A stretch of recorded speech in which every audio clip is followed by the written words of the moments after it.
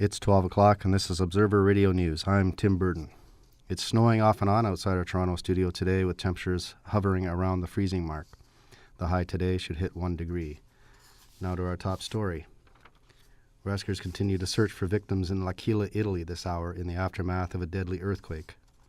More than 180 people are dead and 1,500 injured in the worst earthquake to hit Italy in 3 decades.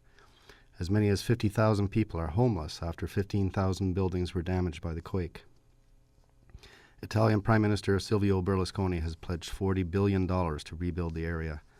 L'Aquila is about 100 kilometers east of Rome in the mountainous Abruzzo region.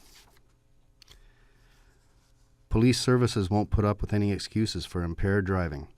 On February 21st, Toronto Police, OPP, and RCMP got together to crack down on impaired driving in Toronto. Sergeant Jack West of the Traffic Division coordinated this effort, which took place on the Bloor Street Viaduct. He says that when someone gets hurt or killed in a collision, it's not just the victim's family who grieves. Sergeant West wants to make sure people don't put themselves in that position. It's all too often, I'm very tired of hearing it, when an impaired gets involved in a collision and it ends up being a fatality. You always hear, if I could only turn the clock back. Well, my message is to drivers, I don't want to hear that again, and think about it. Prepare an alternative to driving. Police services stopped almost 3,000 cars and gave warnings to 10 drivers who were close to the blood alcohol limit of 0.8. Police arrested one driver, suspended his license, and charged him with impaired driving. Authorities still don't know today why a Canadian man stole a Cessna in Thunder Bay and flew it into Wisconsin. But 31-year-old Yavuz Berke is now has the attention of the RCMP, the FBI, and the U.S. military. He jumped into a training plane just after 3 yesterday afternoon and flew it due south, causing an international incident. He finally landed on a highway near Madison, escorted by 2 F-16 fighter jets, which had scrambled to intercept him. Jane Kreba's convicted murderer will likely reoffend, a court has heard. Psychiatrist Lindley Bassarath says JSR, who cannot be named because of his age at the time of the Boxing Day shooting, scored 30 out of 43 on a test of his likelihood to reoffend. Bassarath was testifying at JSR's sentencing hearing, where prosecutors are trying to have him sentenced as an adult. In sports, the Toronto Blue Jays started the season last night by trashing the Detroit Tigers 12-5. Pitcher Roy Halladay had control of the mound in his 7th consecutive opening day start, while designated hitter Adam Lind turned in a club record 6 RBIs for opening day. Play had to be stopped in the middle of the 8th after some of the 48,000-strong crowd threw baseballs down at Tigers players.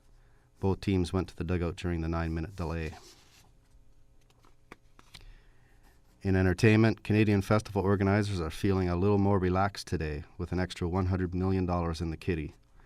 The federal government confirmed yesterday it would help fund marquee events such as the Montreal Jazz Festival. The feds will dish out $50 million a year for the next 2 years, starting next month. The money will boost tourism during tough economic times, according to the government.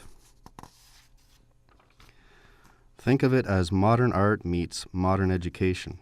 The next generation of contemporary artists creating a multimedia spectacular in Toronto's East End. Steve Darley has this report. Multimedia art exhibits are nothing new to the City of Toronto. This one, though, is a bit different. The artists are very young.